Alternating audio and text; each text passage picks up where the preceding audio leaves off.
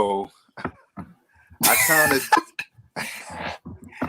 kind of wasn't paying attention to what you wrote. What you got, man? What you got? I know you said inspirational, right? Or motivational. Okay. I kind of did more like informative. You know what I'm saying? Okay. I mean, some of it could be inspirational, but some of my picks, I was like, damn, it's not inspirational. Like, it informed me of something that I didn't know, but I wasn't necessarily inspired. You know what I'm saying? Yeah. I mean, is that cool? Yeah, that's cool. That's cool. You know, like I said, this was more like motivational, inspirational. If you learn something from it, you know, it's all good. You know. Okay. All right. Y'all ready to rock? Yes, sir. All right, let's go. Yep.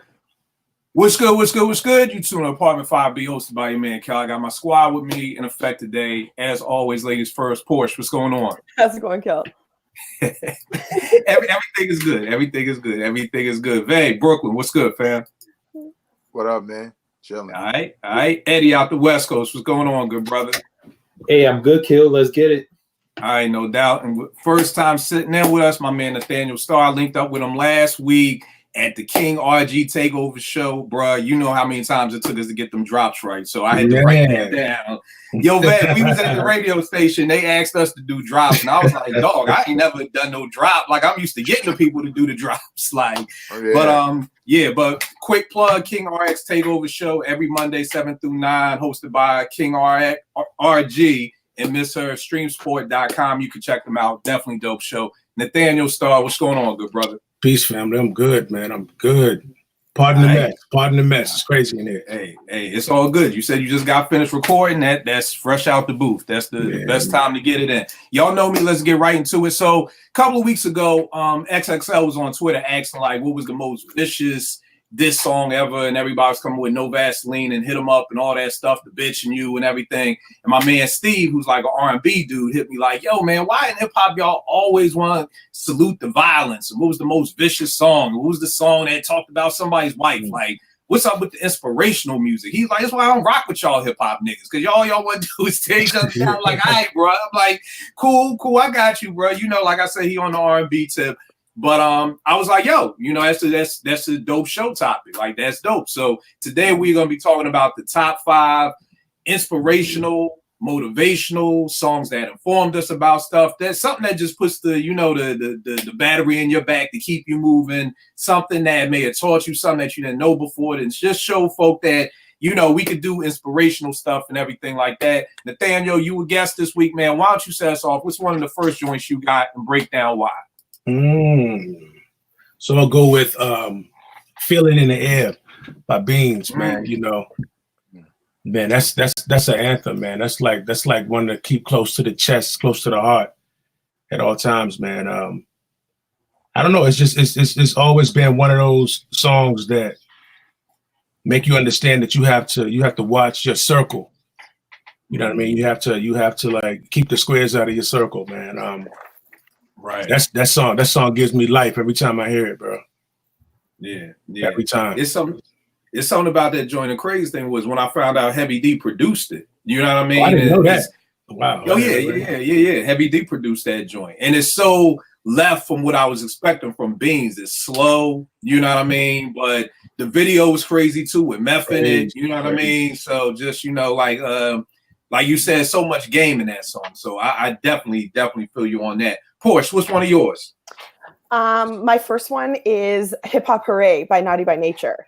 And that one is honestly the chorus. It's literally just if that song was just the chorus, it would be just as good. I love everything about it. I think it just is so championing hip hop. It's you know, high energy. It's got, well, good energy anyways.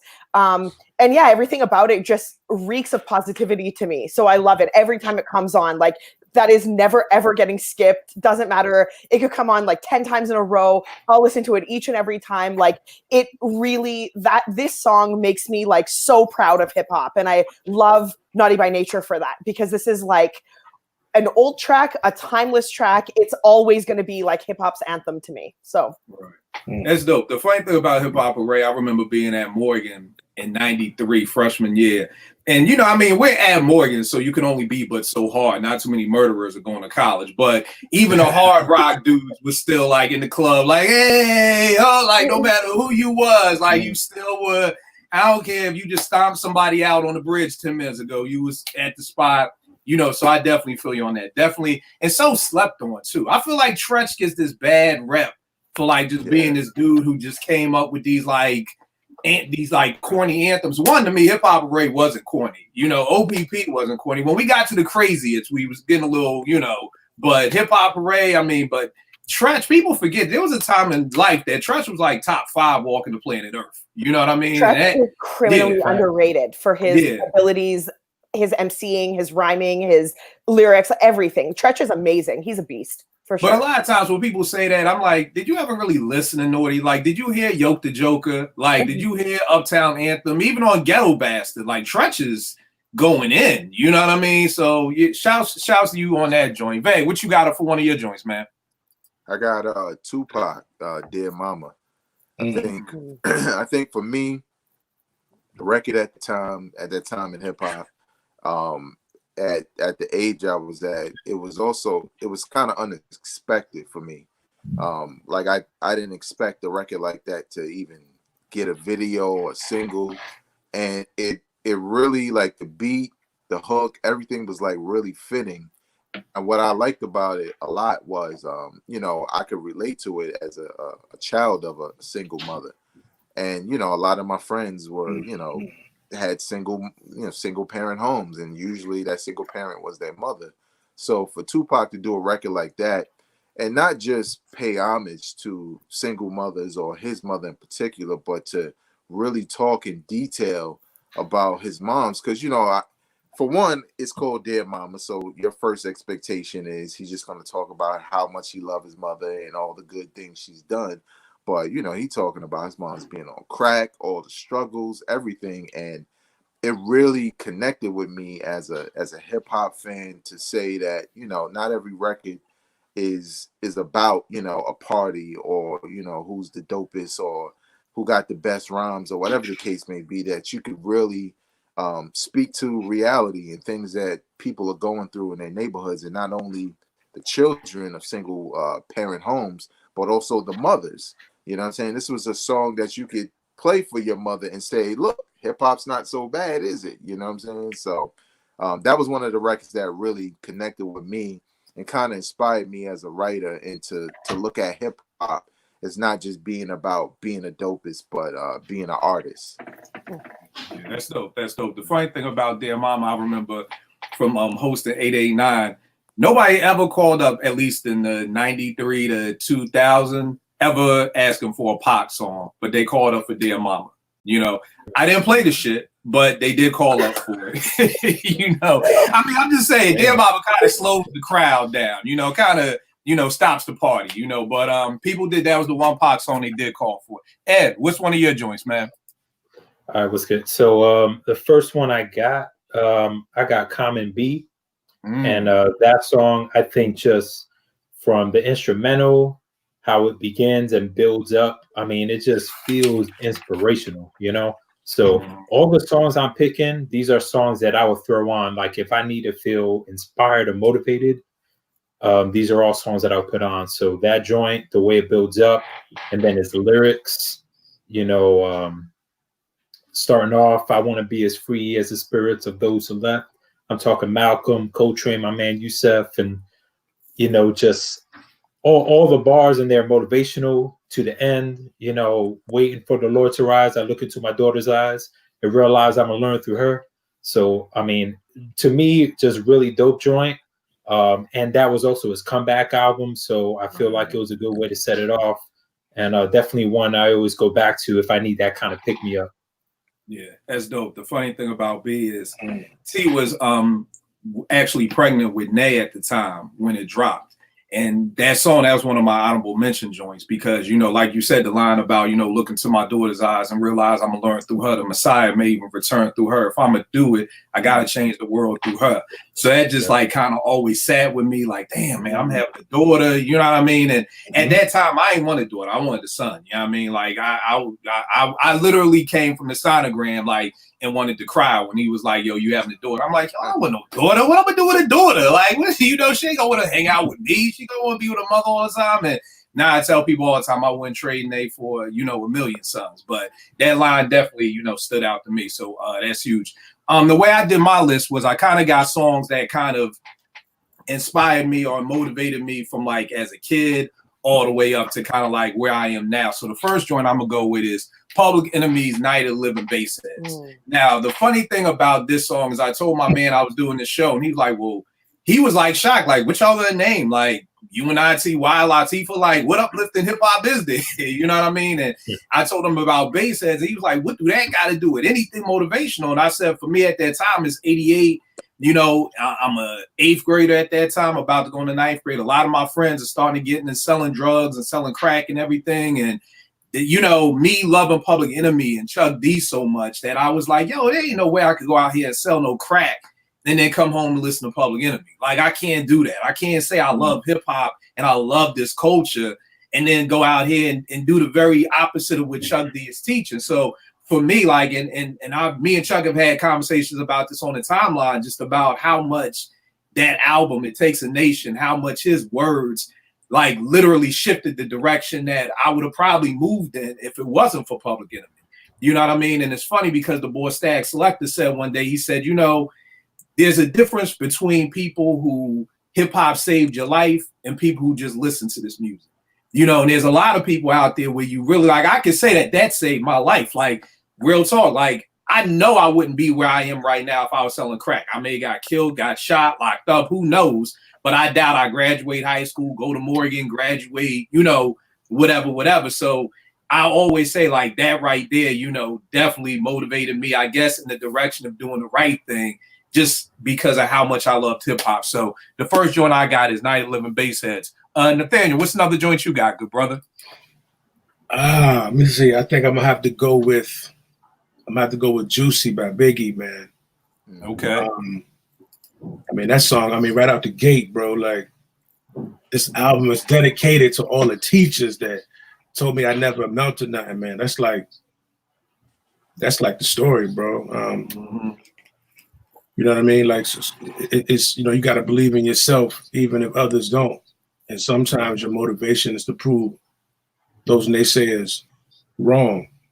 You know what I mean? Like, and so, like, major success story, man. Like, when you talk about going from negative to positive, you know what I mean? Like, the whole spirit of the song, bro, it's like, that's one of my favorite songs of all time, all genres, everything. You know what I mean? So, you know, we spoke at the other podcast, man. I mentioned that I'm not necessarily a hip hop head, but I definitely have hip hop close to the heart.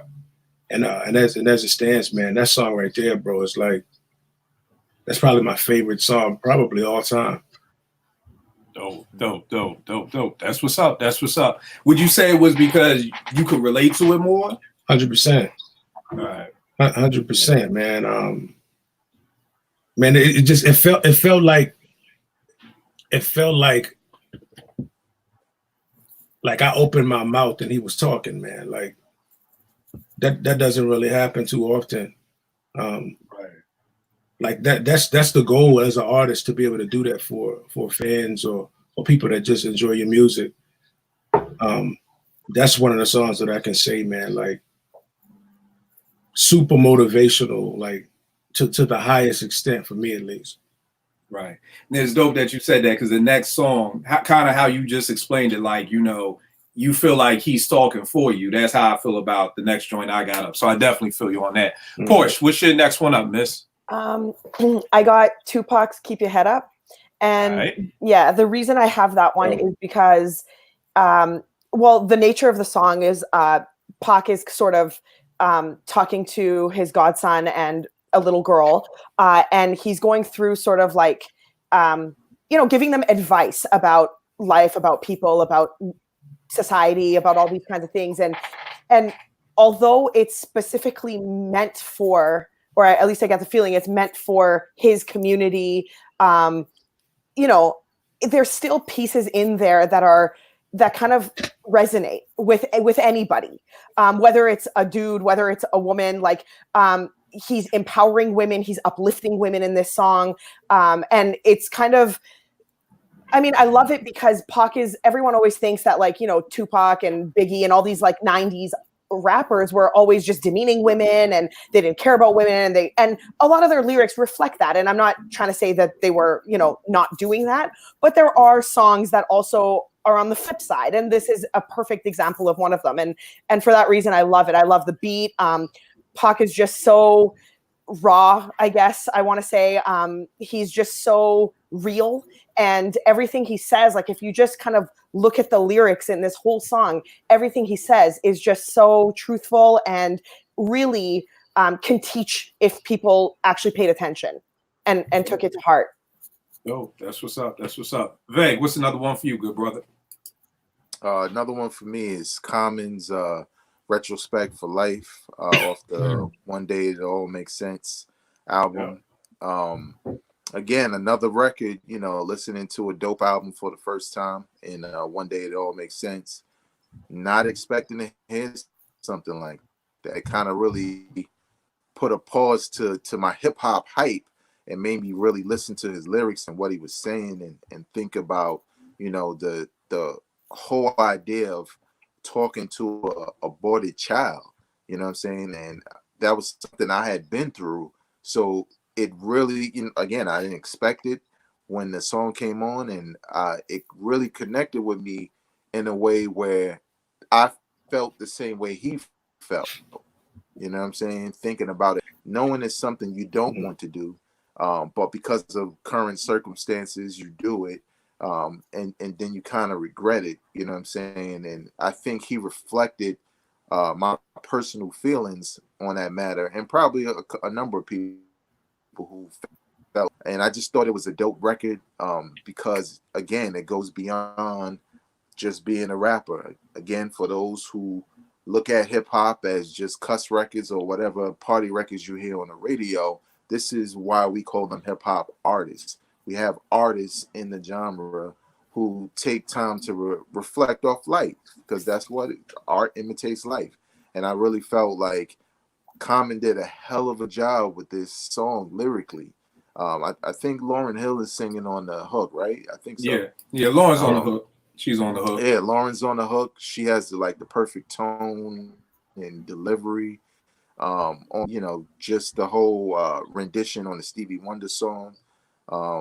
It was just a song that I love. I thought it was just a perfect combination of concept, lyrics, energy, and just you know, overall one of those inspirational records for someone who maybe never been through it, or just to make you think about it if you have to make that choice. So I thought that was dope. Yeah, I think we did a show once, Veg. I don't know if he was on this one, where we were looking at like lyrics from some of our favorite songs and just looking at those lyrics, like reading them versus just hearing them, you know, because I've always loved that song too. But like reading the words, like literally like reading them on a piece of paper versus just hearing them just even hit me even harder than, you know, when that happened, you know what I mean? So yeah, very, very dope song, very dope song. Ed, what you got for another one? All right, so my next one, this one's a little bit not as popular as a Common joint, but I know Portia knows this one because she's a fan of this artist. It's Blue in Exile, and the name of the song is Below the Heavens, the title track. And the reason why I love this song is, so I put it like this: most motivational songs in hip hop, I say the majority, they're either talking about hustling or they're talking about making it in hip hop, right? And makes sense. That's what most of these artists can relate to. This joint for me is just motivational and inspirational, just regardless, you know, what you have going on in your life. He starts the song talking about how he grew up as a child, going to church, and the things that his parents will tell him, and, you know, wanting to get to heaven and stuff. And then he breaks down towards the end of the joint. Some of the lyrics, he says, every man has his own heaven. The difference is the way that he envisioned it.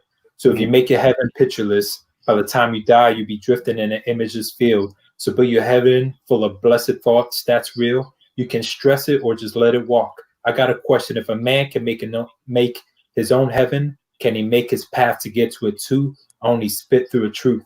So for me, that really spoke to me, because, it's basically saying, whatever your walk is, just, follow your path, and that's basically into your heaven, which is your goals, what you want to accomplish in life.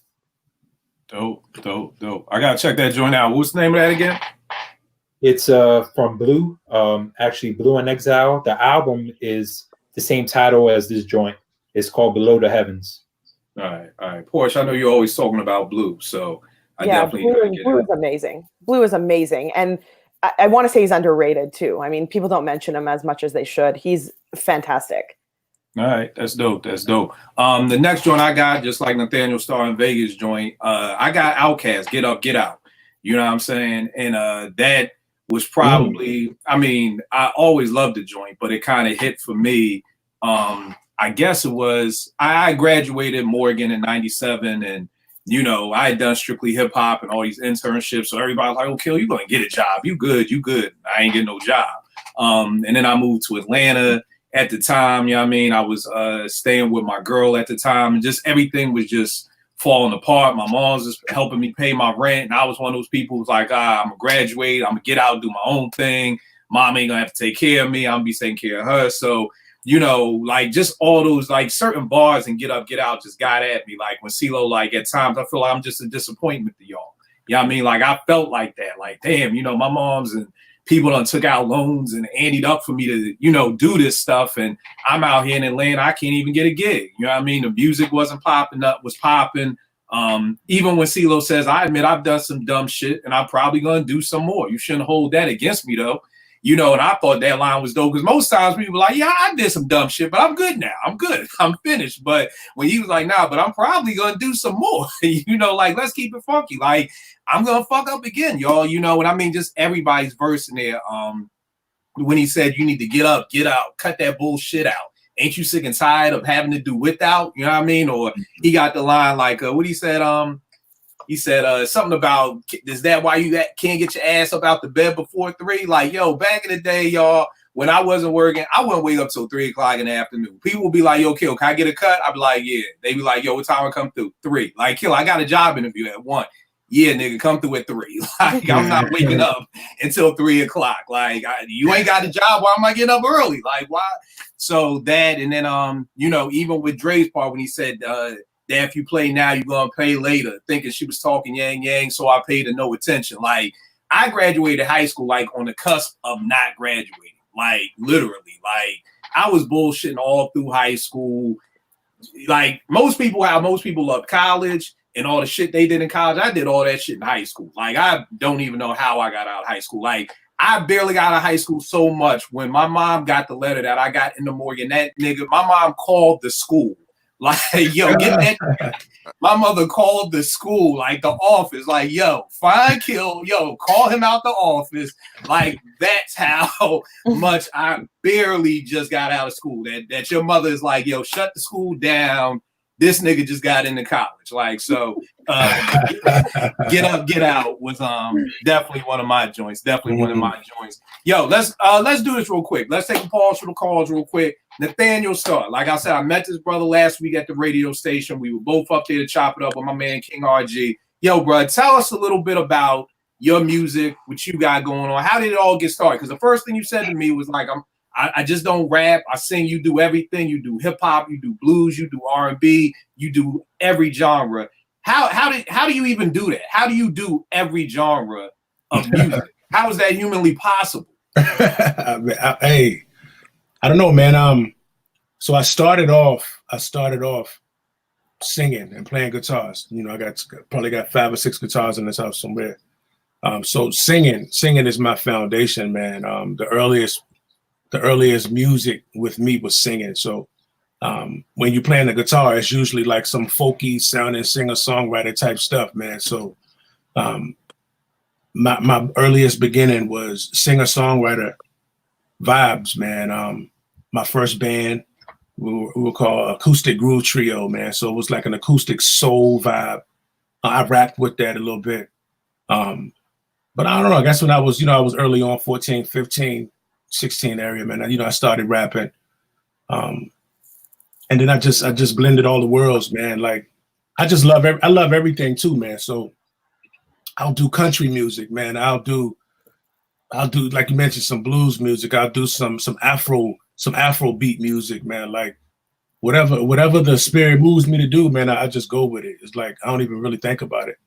I'm working on a bunch of projects as we speak, man. All of these different genres. If you could see this whiteboard on my wall, it's kind of crazy. I don't know, bro. I just make music, man. It's like breathing, man. So we just go. Right. No doubt. Now tell me this: you just dropped this album, The Bushmaster. Yeah. I think you said October this year. You know what I mean? You got my brother Grab Lovers on it, the youngest soul brother. You got Camber on it. You got Wordsworth on it. How did this album come together? Man, so I work with my brother. He's doing two sounds. Is myself, a brother named Vintage, a ridiculous producer. He produced the entire album. I met Camber years and years ago. What's funny is that me and Camber actually had a project, just him and I, that never came out. That we did like 6 years ago or something like that, man. Some dope stuff. Like something happened with his hard drive. The stuff crashed, and so I got all of the super rough stuff, which is still kind of dope. So I met him years ago. I actually reached out to him on Twitter, man, years and years ago. That's probably the last time I logged into Twitter. It's crazy. I got to step my Twitter game up. You got to step your game up, bro. I know it's crazy, bro. It's crazy. So Camber's family, man. Grap, I met all of them through. I met Grap and a lot of the low budget cats from knowing Camber. So who else is on there? I got Wordsworth on there. Super dope, crazy MC. He was actually at a music festival this past summer in my city here in Charlottesville, man. So we linked up, chopped it up, and was like, yo, bro, I want you on there, man. And the vibes was right, so we did it, bro. All right. So what would you say is the dopest song on his album? Like somebody like right now, somebody who's never heard Nathaniel Starr, where do they start with? Where we was talking about this offline when my man was telling me, sell me on Rock Marciano. You know what I mean? Mm-hmm. So if somebody is right now saying, sell me on this dude Nathaniel Starr, because I was listening to Kaleidoscope, which is dope, but that's more the R&B side of things. 100%, yeah. You know what I mean? So, a lot of live instrumentation and all of that. Right. So if you want hip hop, where should they start with you, with Nathaniel Starr? Where should they start at? If we going purely hip hop off of this album, man, you probably got to go to that song. It's the last song on the album called Parlor. It's like a posse type thing, where all of us going back to back to back. It's featuring my brother A.D. Carson, who's a professor of hip hop here at the University of Virginia. Another good friend of mine named Waterloo. Camber's on there, and then Wordsworth closes it out. Yeah, that's like a back-to-back, just going at it type hip hop song, man. So if it's purely hip hop there out there, probably that song Parlor. All right, and on the R&B side of things, we say Kaleidoscope. Man, Kaleidoscope's old, bro. Like it's hard for me to.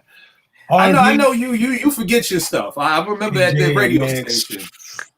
Crazy. No, not Kaleidoscope. So we on R&B. I'm gonna have to go with my latest single, man. It's called Hello. It's gonna be on an album called Eros. It's not out yet, but the single is out. The song is called Hello. So if you want to know how I get down with the R&B type of thing, probably Hello, bro. All right. So where can they get at you? What are you on? I know you're not on Twitter. We talked about that, but you good on IG. Where can they get all your music at? Yeah, man. So everywhere, it's just available everywhere digitally, bro. Just under Nathaniel Starr.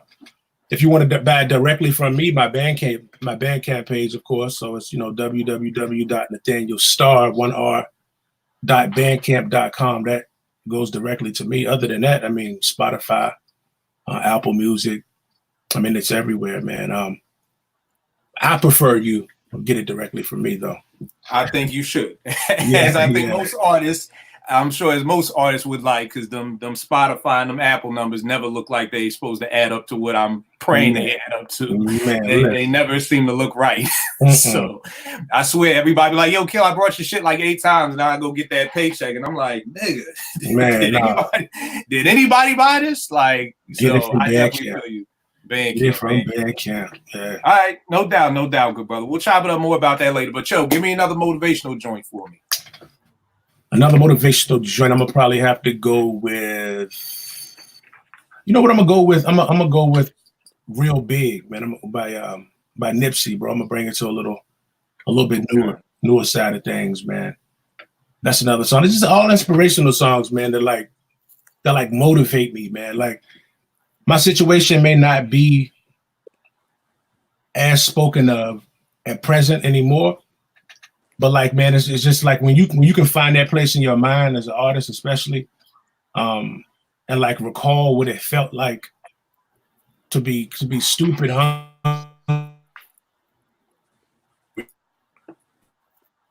Songs like that, like they put you right back in that zone, man. Real Big is crazy. Like, just talking about, so one of the lines where he says is like, can't even see the stars, but we still wish.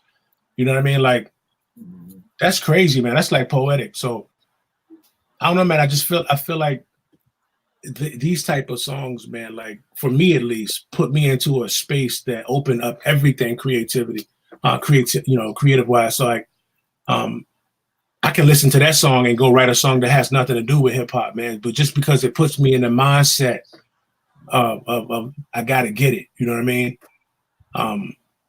So Real Big by Nipsey Hussle, bro. Right. That's my third one. No doubt. Porsche, what you got up next, miss?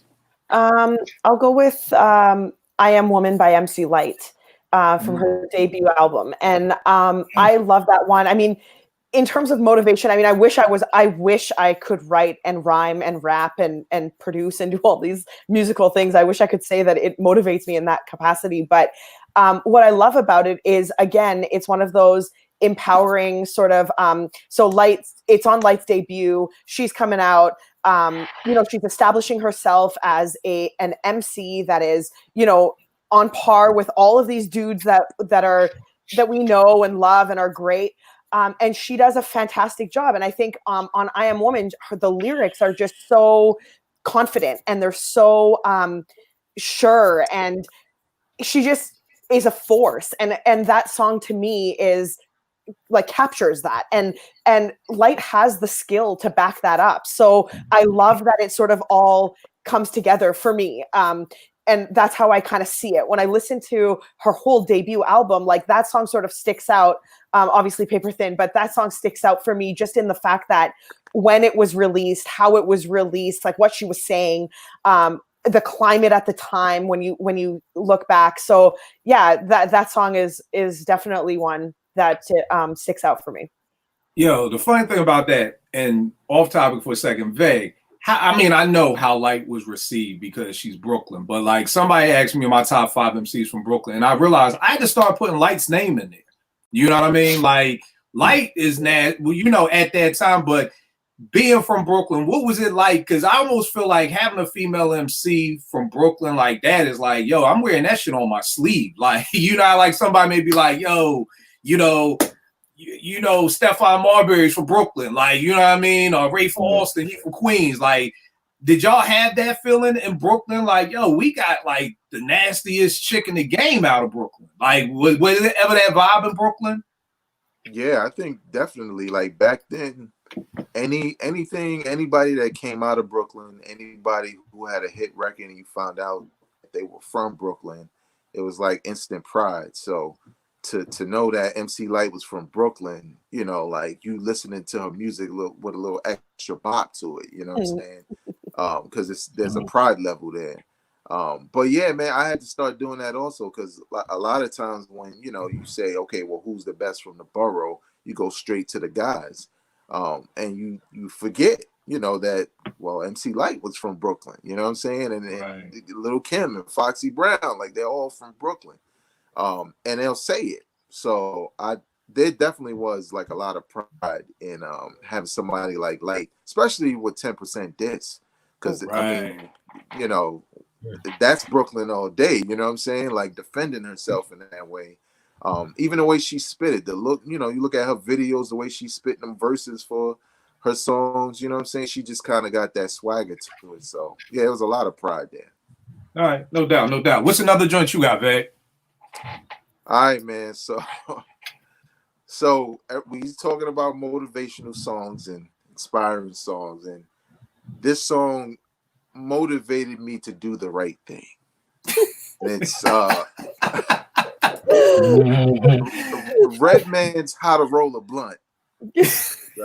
My next song. Now, full disclosure, I had already done this stuff. I was a teenager when this album came out, but Redman was just saying a lot of things that you knew, but you wasn't sure about, like who should do what, and what I'm saying, how you roll it right, and whether somebody's giving you a blunt that's not rolled right or smash saliva on it or whatever the case may be. I just thought it was a funny record, but at the same time, at my age, I was kind of like, oh, word, okay, yeah, I don't like that either. You know what I'm saying? So, right. It was just one of them joints that kind of like gave me a confirmation. You know what I'm saying? Of this is how you roll a blunt. This is how a cipher is supposed to happen because Redman said so. Right. So I think for me, it's one of those records that just stuck with me because even when I hear it now, I think about those moments of what was going through my head at the time of thinking like, you want to, when you're a teenager, you want to act like you know everything. You know what I'm saying? Like, oh yeah, I know that. Yeah, I've been with girls. I know that. But you don't. You know what I'm saying? Right. So when you have somebody that's a little bit older than you telling you, you do this, you kind of like, all right, and then you go and pretend like you always knew. Right. So yeah, for me that was a joint. Redman, How to Roll a Blunt. All right, that's what's up. Ed, what you got up next, man? All right, my third joint, kind of keeping on the same theme. I got a joint from MC from DC named Odyssey. And the name of the joint is NNGE, which is an abbreviation for Never Not Getting Enough. This joint is just really motivational. Is basically the theme of this joint is, don't let anyone or anything stop you from, getting, what you deserve, getting what you want, from hustling, from, doing your thing, whatever it is. And the way this joint starts off, it just sets the tone. So the first few bars, it says, I mean, what is there to fear? I'm from Black America. This is just another year. If you're new to disrespect by your elected puppeteers, well, let me show you how to persevere. So it's pretty much saying, all right, everyone got every excuse in the book why they're not making it, why, things are hard. We're, the government, is not for us, society is against us. He's basically saying, I already know all this. This ain't new, so we're still moving. We're still getting money. We're still motivated. We're still going to do this. So I think it's a really dope song and really motivational. That's dope. The next joint I got up, this is I kind of jumped the gun because I was going from teenage years and then right after graduation. But while we was at Morgan, I want to say it's 96, 97. KRS, his joint, A Friend. You know what I mean? And the reason I love that joint, I mean, the beat is just, I love that beat. Like, that is one of my favorite beats. And even just like the bars, we can't have trust and you can't hang with us. You know what I mean? Like, one thing I could say Morgan taught me a lot about was friendships. You know what I mean? And understanding that everybody ain't your friend. You may have somebody that you just get high with. You got some people you make beats with, but everybody's not your friend or whatever like that. So like that joint to me just kind of spoke to it, and kind of like what Vague was saying earlier, like it kind of was almost like a step-by-step, like, yo, this is what friendship is supposed to be about. Like he got a line in there like, yo, I could trust you around my girl. You know what I mean? There's a lot of jokers, you won't leave with your girl, and you know what I mean? You be like, nah, shorty, come on with me. You ain't staying with this dude. You know what I mean? So it kind of just, for me, helped kind of put things in position of like, yo, this is what a friend is about. And I just thought it was dope. Like, yo, it's, I know Houdini did it back in 84 with Friends, but yo, we going from 84 to 97 without a song even talking about friendship. You know what I mean? So I just thought it was a dope topic, Friend by KRS. So definitely one of the joints that always kind of gave me game. Nathaniel, what's another joint you got up, good brother? All That I Got Is You, man, by Ghostface. Man, So I guess you can sense the theme that that I'm going with, man. I'm a vibe person, bro. So it's like I just gotta. I look for that energy, that zone, man. That just. I'm always constantly looking at it as a way to like stay hungry, man. Like,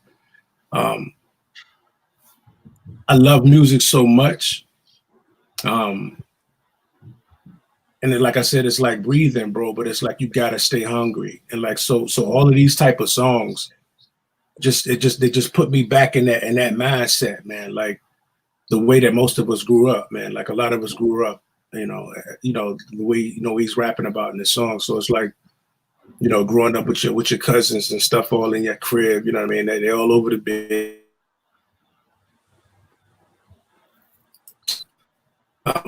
So that was probably me at that time.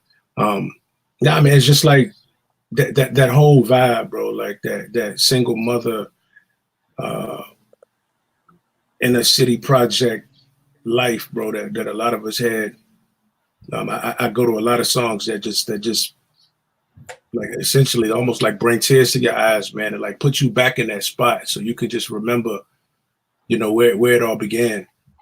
So you can just like press through, and like it's just inspirational for me, man. Like, and as I mentioned before, like the songs that I write don't even always touch on that subject matter. I just like to get myself going in that type of vibe so that I can really get it. And going back to what you said before as the way people can reach me, I don't think I answered that 100% properly. So IG, you can find me at Nathaniel Star Music. I'm gonna step my game up on Twitter. All right, bro. All right. So that is what is that? What is my Twitter handle? I think it's I am Soul Music. I am Soul Music. That's my Twitter handle. So I'm gonna step it in, yo. It's time. You've convinced me. Yo, here's the funny thing about that Ghost joint, because here's the thing with the Biggie joint. The funny thing about Juicy is I still know people who give Big hell for that joint. You know what I mean? Even though if you've seen the movie, he didn't want to use the sample, and for all the reasons people don't like Juicy, people still give Big slack for that. But Ghost joint don't get no. I've never heard nobody say nothing bad about. Crazy, right? All I got is you. Like nothing. Like Ghost is like in the first. Like Ghost was just so untouchable. Ghost could have done whatever he wanted. So what's that? Why do you think that is? Ooh, Veg, what you got? I think because in the Biggie record, I think a lot of people have somewhat told that Rags to Riches story. Not that it makes it just run of the mill, but Ghost record, like me growing up in the projects, I'm poor, right? But then when I go to my friend's house, I'm like, damn, we live in the same block, but they're way poorer than me. And I think Ghost's record shows you that, yeah, we're all poor, but some of us are really struggling with a lot of, like a lot of different stuff. Like I didn't have to trade my pants with my siblings and eat off the same spoon, even though I don't believe that one. Go to trade restaurant and get you a spoon, fam. Yeah, that's a little far. But I think because Ghost is joined with the piano and all the sad things he's saying about, growing up in poverty and really kind of feeling like he can't make it. I think with Biggie, we knew his mom's was a teacher or administrator, one or the other, in the school or whatever. Yeah. And I knew where he lived. So it was like, yeah, but no. So I think it's just different levels to the struggle that makes people look at in the sample. That Juicy sample just really turned a lot of people off. True. But Ghost was just different, and his situation just seemed worse. You know what I'm saying? He just talked about the bad stuff for the most part. Yeah, and I think. Sorry, I was going to add. I think with Ghost song, I feel the emotion more, and the instrumental helps as well, but. Just the emotion in his voice, when, he's talking about them situations, with Biggie, his flow so smooth that, you hear what he's saying, but you don't get the same emotion that you get from Ghostface. Facts. You can hear Ghost's voice cracking when he's rapping, man. Like it was coming from a different place, man. Like, so embarrassing. I couldn't stand to knock on their door. My friends might be laughing. I spent stamps in stores like all kind. I'm like, you could hear it in his voice, man. It was, you're right. Biggie was so like extra smooth. Biggie was the smoothest dude out there, but Ghost definitely brought an element of like grit and grime to that type of song that I feel it made it crazy emotional. Like you could listen to that song and your eyes get all teary, man. That never really happened with Biggie. Biggie's Juicy was like a motivational song. It felt good, and you could still like bop to it. You know what I mean? But you wasn't trying to do nothing but listen to that. All I got is you, man. That thing was crazy. You got to stop what you're doing and just like vibe out to that one. Yeah. And the crazy thing, I think it's too, like Veg said, that sample. The Juicy joint, I think, just turned a lot of people off. You know what I mean? Which is crazy to me because according to Pete Rock, he was making the same beat and Puff came down to the basement and heard it and then gave Told and Poke to loop up Juicy. So I'm always questioning folks. So if it said produced by Pete Rock, are we not shitting on Juicy now? Because it used the M2 sample? You know, because that's the story. Pete is like, yo, Puff came to the basement, heard it, jacked it, and went back. And then that's why they gave Pete the remix to it. But I mean, you know, so that's the weird part. And then I think it is all smooth. And I think throughout years, people have like tried to shit on Big's legacy, like, oh, his mom said he always got a Christmas. But I'm like, yo, here's the flip. I ain't grow up in the projects, but my mom's definition of Christmas was not my definition of Christmas. Like, you know what I'm saying? Like, my mom could be like, that nigga got everything he wanted. I'm like, well, I didn't get all the polo and all the Hilfiger. So, you know, like, my dad will tell you, I send child support. Nigga, not really. Like, $100 a month ain't buying shit over here, my nigga. So, you know, technically, I did get Christmas, but if you from the streets, you know your Christmas is not the Christmas you trying to look like when you go to school on Monday. So, true. I think at the end of the day, it is everything like Ed and Veg said, that, and you said, just Ghost emotion. You know what I mean? I think Ghost was just the right dude to be able to pull that off. Like, I don't think there's ever been any cut cards on Ghost. It'd be like if MOP did a song like that. Like, you know, if Little Fame saying that shit real. Like, you know what I mean? Like man. Like Little Fame, like, I dare y'all niggas. Little Fame married a white woman and niggas was scared to say shit on Twitter. Like, niggas were just like, oh, congratulations. Like, we ain't even gonna respond. Like, yeah. Wait, hold up. Word? Yo, just Google Little Fame. And I'm not saying nothing. I'm just Googling it, but I'm just saying. I'm gonna Google it right now. When people saw the picture of her, nobody responded with nothing negative. Like, let's just say if that was fucking anybody else, they would have got the riot act. It was just like, oh, congratulations, Fame, enter, like return, like so. Yeah, exactly. So wow. I just think Ghost was that dude to be able to pull that off. And for people to be like, yo, that is true. And that's the part that, like, you know, Ed was sharing a little bit early on. Y'all know, like, I always tell people on Twitter, my life is the good and the bad. So niggas know last year was a horrible year. I lost my grandfather, my man Rilo I used to rhyme with, heart attack. My mint Tay got murdered. So that's the thing. You know, the great thing about social media is we put all our successes, and then when shit hits the fan, that's when we take our breaks from social media. Whereas I'm like, fuck it, I'm giving y'all the good and the bad. Like, y'all get the bad. Y'all know what the fuck I'm going through. But I think the one thing I loved about that Ghost song was that it kind of allowed somebody to be like, oh shit, Ghost going through this? Like, this is a nigga in the Wu-Tang. Like, you ain't supposed to be going through this. So I think, like, that's what I loved about the song so much, was like they kept saying, you know, like, let's get away from who got the best bars and who's the dopest rapper, and really talk about some shit. Like J. Rue said it in the group home interlude. He said, now that, you know, when you have a voice to say something, say something. You know what I mean? And that's why I love songs like the Ghost joint, the Common joint, because these dudes are actually taking the time to not be the dopest MC, but really share and really say something. Porsche, what's your next joint, miss?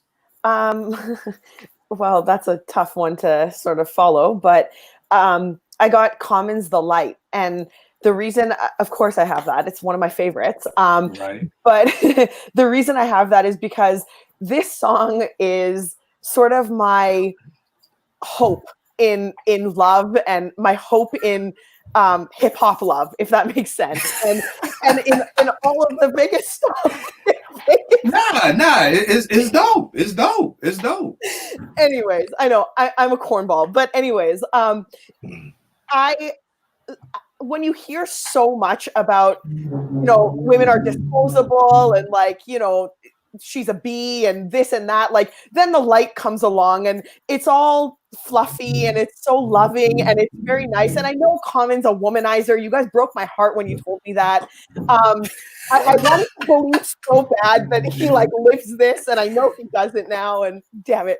But anyways, it gives me hope. So every time I hear the light, it's just sort of like a sense of, I don't know what it is. It's like a really good sort of hopeful feeling that I get. And it's one that only, I don't know that there's another song in hip hop that kind of does that.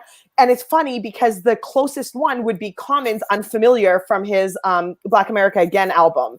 That one again is sort of along the same line. So yeah, I mean, The Light is just, it's one of my favorites. I love it. Every time I hear it, it just sort of gives me, it reinvigorates that hope of love. And I love that. So yeah. The funny thing about The Light, I think is so dope. I'm always in love with songs that kind of transcend where hip hop should be. So I remember reading an interview and Khan was like, yo, people want me to perform this song at their weddings. You know what I mean? So like, that's where hip hop is not supposed to be. Hip hop is not supposed to be getting played. And I don't mean just being played like as, when you dancing at the reception, but like, no, people want me to perform The Light at their wedding. Like people want this to be part of the ceremony, not the after party when everybody drunk, but no, part of the wedding. So I love any song that can transcend where hip hop is supposed to go. And hip hop ain't supposed to be a part of your wedding. I can tell you that. But I love the fact. Here's the thing: like a lot of times, R&B is coming from like like love songs in general come from like a male perspective. But if you hear some of these lyrics, like actually a lot of the lyrics in here can be sort of the woman to the man. Like it's one of those ones that you can sort of share. I don't know. I love it. It's like the hip hop version of Disney, like Happily Ever After for me. That's the feeling I get. I love this song. I'll tell you this about The Light too. I never thought nobody would be able to freak these drums. God, my brain. You're getting a little too smart. I'm slow, y'all. I'm almost 46, so bear with me in my brain. But RZA used these drums for Incarcerated Scarfaces, and I never thought. And at that point, I was like, "Yo, throw this record away. Just get rid of it because you ain't doing nothing." But Dilla, I ain't saying The Light is better than Incarcerated Scarfaces, so don't at me. I'm just saying it's a dope song, and I never thought anybody after the RZA using those drums would have been able to freak it that dope. But leave it to Jay Dilla to do it. And just the Bobby Caldwell sample is just a perfect hip hop song. The beats, the rhymes, just everything. Just fits perfectly for it. So, Vay, what's another one for you, good brother? Another one for me is Boogie Down Productions, You Must Learn, off of Ghetto Music, the Blueprint of Hip Hop album. At the time, being a young man, what I'm saying, and hearing a record like that, and I saw the video first, to be honest. I didn't hear the record. I saw the video first. And to have all the images in the video as KRS-One was explaining Black history and empowering Black people and like knowledge of self and all of that, and really how he was breaking down different things, really like reinforced a lot of things I was already hearing, I was already learning at that time.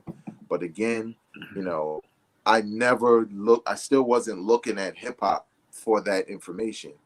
And for KRS-One, who, criminal minded days and all that, I thought of him in a different light. And this was when they started to call him the teacher. A little bit before that, but this was one of the records that really reinforced that whole moniker.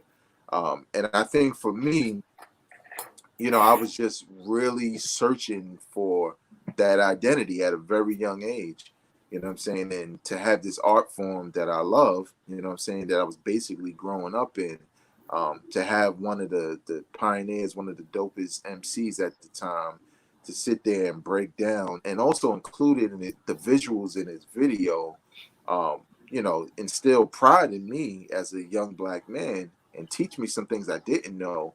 I just thought it was really dope, and it just reinforced a lot of what, I got from groups like Public Enemy, and I got from reading books and being around people who talk that way. It just reinforced that sense of pride in myself. So I always looked at that record and in particular that video as one of the most inspirational things and motivational things for me. That's why I went to HBCU, you know what I'm saying, Morgan State. No doubt. But yeah, You Must Learn, Boogie Down Productions, KRS-One. That's dope. Ed, what you got? All right, my next one I got Pharoah Monch, Still Standing. That song is just really dope to me. To me, that song feels like when you go to a church and you have someone stand in front of the church and give their testimony. That is the hip hop version of a testimony, just breaking it down, like what he went through as a kid, dealing with his asthma and all of that, the things he couldn't do, working through that, and making it in life. He says, you know, didn't sell drugs, didn't, you know, do any crimes, didn't, you know, fall into that statistic. So that's to me a really inspirational song. And Jill Scott on that, man, she killed it. And going back to the church theme, like her vocals, it just sounds like, you know, a church vocalist. So to me, that whole song just fits that theme perfectly. Really dope. Right. Yeah, that's dope. I forgot what bar it is and what song it's from, but mine says, you know, evokes the feeling of black choirs. I want to say it's off Desire, but yeah, that's how Jill Scott makes it sound like it is a black choir or something like that. The next joint I got up is I by Kendrick Lamar. I remember the first time when we started the Writer's Bench back in 2013, our first episode was about, you know, what would the soundtrack be for the struggle of what black folk were going through? Now, I can't remember. It's been, and this is how bad it has been, so many murders and deaths at the hands of the police since then. I can't remember what we were talking about at that time in 2013, but like none of us had a song at the time that could be the soundtrack. We all were saying it was, oh, Public Enemy or KRS-One or Tupac. Like nobody was saying anything. So when Kendrick came out with All Right, it just felt like this was like the soundtrack to what black folk were going through right now. Like, you know, I'm fucked up, homie, you fucked up, but if God got us, then we gonna be all right. So that joint like literally became like and it's funny because I know the Roots, that show they got on AMC, I think they did an episode on All Right and kind of just the way it shook the world and everything like that. And the funny thing is I never thought a lot of other people felt about that song like that. You know what I mean? So it was dope. I still haven't seen the app, but it was just dope to see that. But that to me kind of became the soundtrack of what, you know, I felt like black folk were going through at that time. So that's the joint I got. Nathaniel, what's your last joint, man, for the night? Oh man, it's kind of difficult. So I was gonna go with one that was already mentioned. So I'm gonna switch it up, man. I think I'm gonna go with I Can by Nas, man. Just because I like the way it was, you know, he was talking to the kids, man. Like, I wasn't necessarily a kid, but just the whole idea that you can be more than the environment you're in, that resonates. You don't even have to be from the projects, man. You could be from wherever. And oftentimes the environment, you know, when you get older, you realize your environment is what you choose to surround yourself with. But when you're a child, those decisions are kind of made for you, or you're younger, those decisions are made for you. So that could be motivation to anyone, not necessarily the inner city kid. It could be the kid from middle America or what have you, man. But just the idea that you can rise above the things that you see around you and to actually just study, man, and be a student.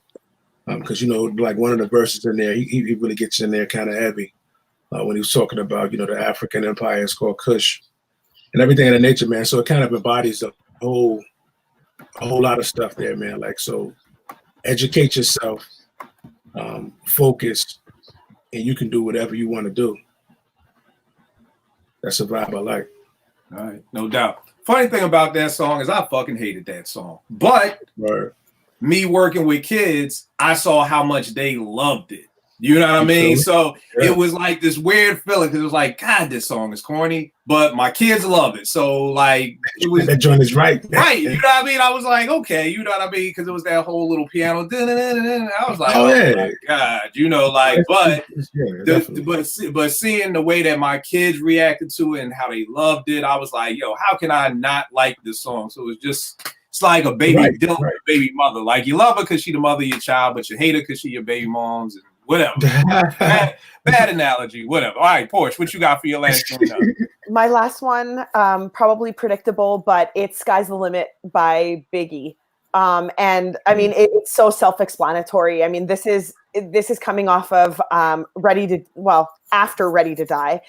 So it's a whole different sort of perspective from Big. Like, we didn't really get this on Ready to Die, except for maybe Juicy, but even I would say this one's a little bit more motivational and inspirational than Juicy was for me.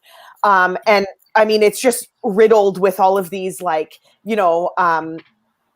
empowering sort of lyrics, like keep going, don't give up, like, just every single thing we know about reaching goals and getting to where you're trying to go is captured here. And 112 was perfect for the for the vocals and Big's.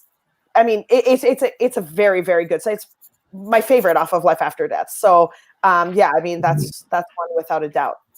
Yeah, it's funny. I've always loved that Bobby Caldwell sample, and the crazy thing is, your last two songs have been Bobby Caldwell samples. Yeah. With the Light and with this joint, My Flame, which is if folk watching have never heard My Flame by Bobby Caldwell, please check it out. It's an incredible song. Always loved the song. And then I want to say Mo B did this beat. I want to say Mo B did it, or Clark. So. Either Clark or Mo B did. I can't remember which one. But crazy beat, just love it. So yeah, Bobby Caldwell, you can't ever go wrong with him. And everybody, he is white, because I know people lost their mind to BET Awards because folks still didn't know Bobby Caldwell is white, y'all. What you won't do for love is a white man. Okay, just so we all know.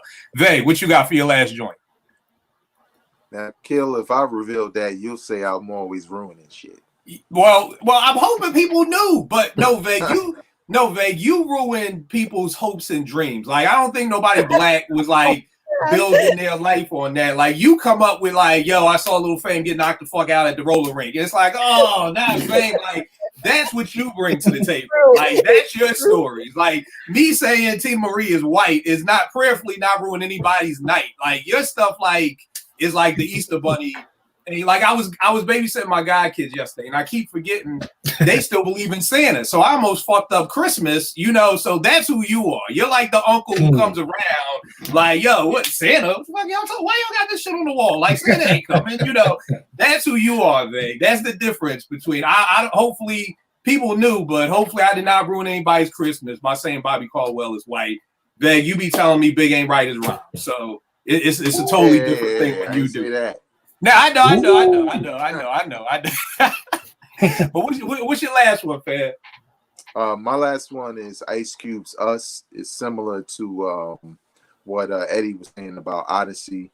This is off the Death Certificate album, an album that was like extremely pro-black and gangster and ghetto. And then when you get to the B side, you have this song called "Us" that points the finger back at the black community and says, okay, yeah, we know this about the government, we know this about the white man, but what are we doing this? Why are we doing this as drug dealers? Why are we doing this in our community? Why are we not buying businesses and keeping the money within the hood?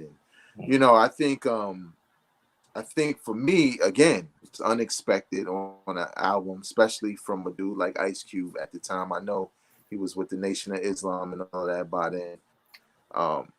But it's more different from the Odyssey record. It's just a little bit more tough love. You know what I'm saying? Because Ice Cube's delivery was usually straightforward and really trying to motivate you by, striking a nerve. You know what I'm saying? Just everything, black on black crime. He touched on so many things. And I think, again, for me, like, with some of the other records I named, like the KRS One, You Must Learn, it just reinforced some things I already knew, and kind of, I guess, put the stamp on it because I was a big hip hop fan and I was a teenager at the time. And hearing one of your favorite MCs, basically say, this is what it is, this is why this is, and even though they're in California, it made me look at my hood because I could relate to a lot of what he was saying, you know what I'm saying? Whether it was in my neighborhood, in my building, or in my household, just, from excuses to all types of things. So it kind of motivated me to the point where I looked at things in life as, well, I can do better. You know what I'm saying? And if I could do better, maybe I can motivate someone else to do better. And if I do it all in the name of being African American with all the history that comes with that, and eventually when I have kids, they will only know to do better than what I did, and they will only know to empower and have knowledge of self and to not make excuses and to deal with consequences. So a lot of those things came across my mind, and Ice Cube kind of reinforced it in me at a younger age. So that was a record that definitely motivated me to basically, not be lazy in anything I did. That's dope. That's dope. Ed, what you got for your last joint? All right, my last joint. Honestly, this wasn't on my original 5 list, mostly because I thought someone else was going to mention it. But since we've come this far, it hasn't been mentioned. I got Talib Kweli, Get By. And most this song, it's pretty much mostly like the hook and the refrain for me. Of course, you can't help but feel motivated by that. But even the lyrics, I want to say it's like long-term motivational, but it's really talking about, all right, what do we do to get from one day to the next? Sometimes that's all we need. We just need to make it through this day and get to the next day. So that's kind of what I take from that. And like I said, the hook and the refrain, just to get by. And the very, very dope instrumental by Kanye West.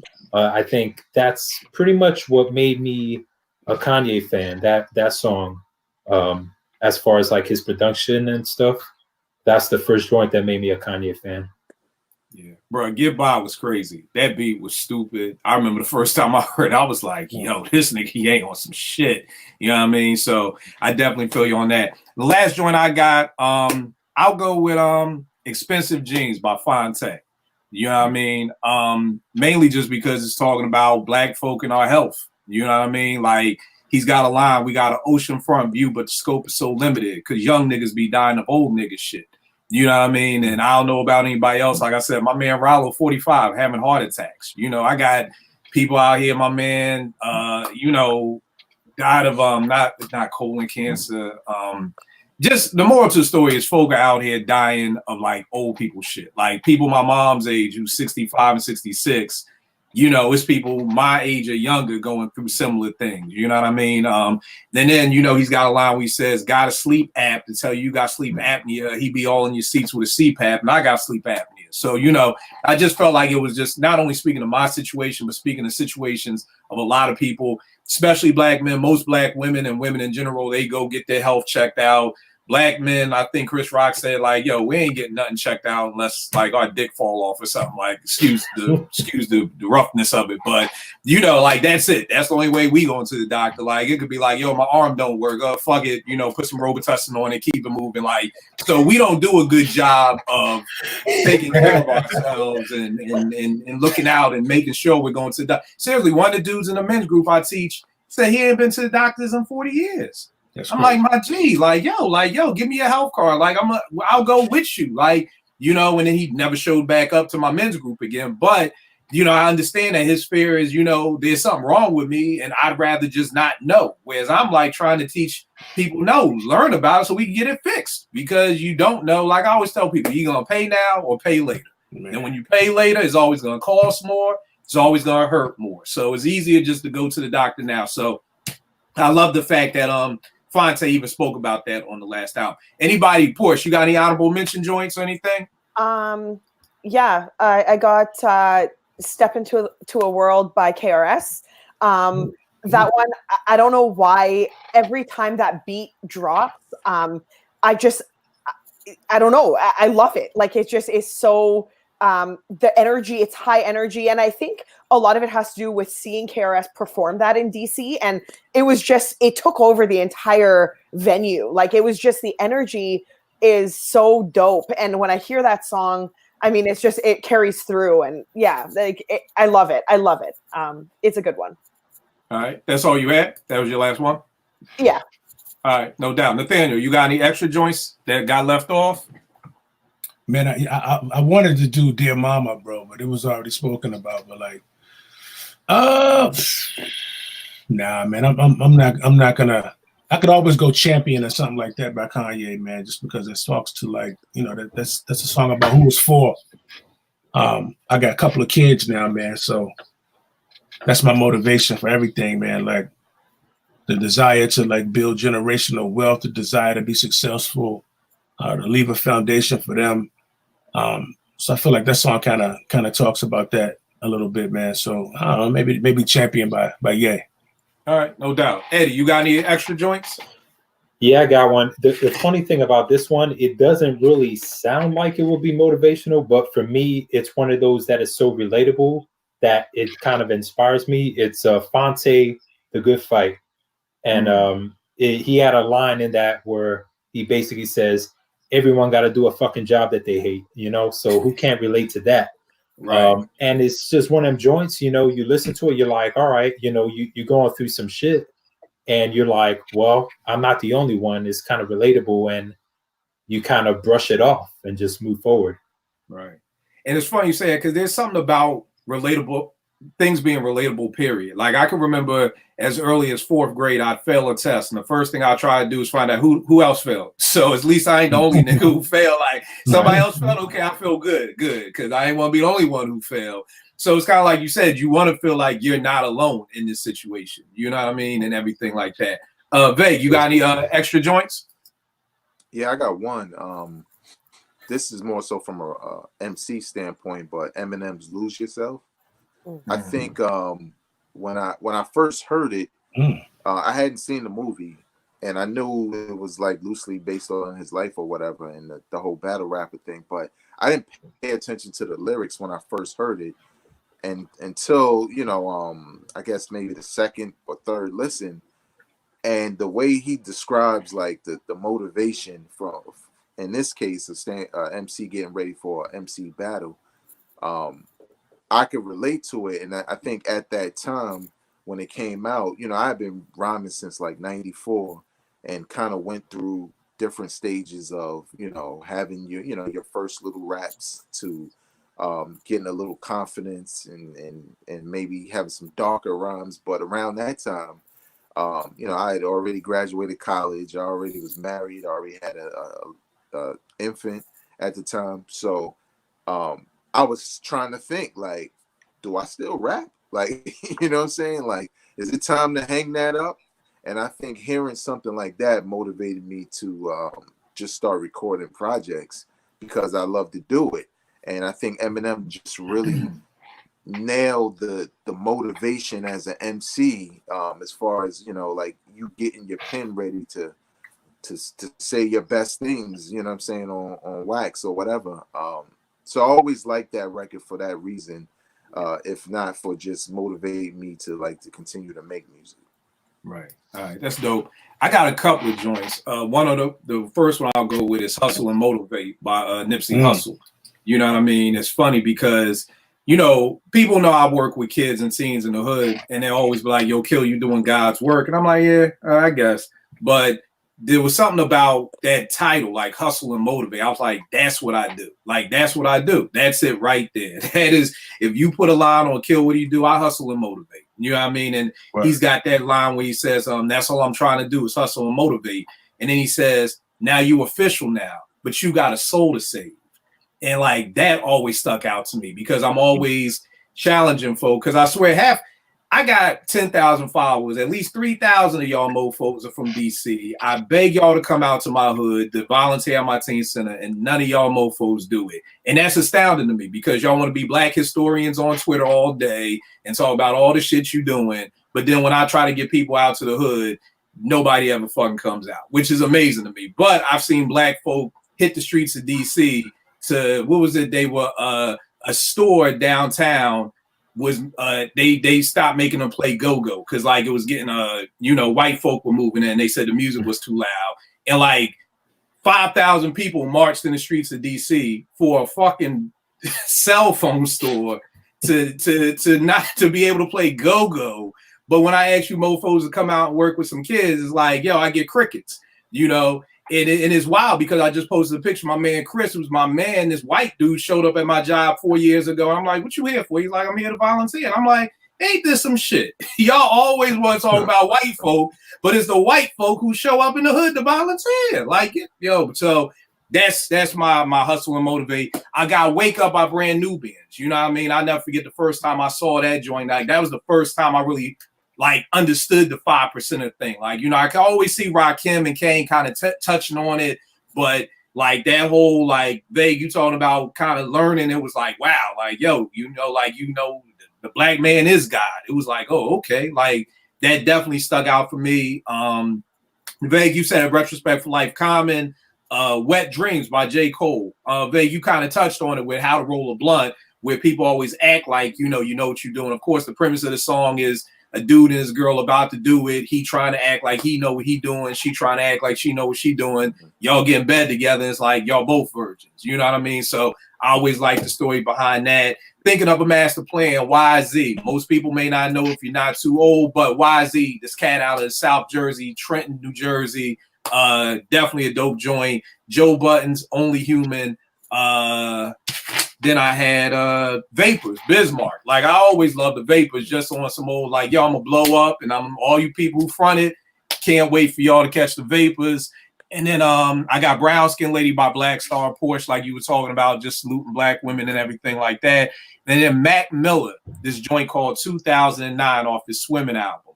I love this joint, man. He says something like, sometimes I wish I took a simpler route instead of having demons that's as big as my house. Isn't it funny we can make a lot of money, buy a lot of shit just to feel a lot of ugly?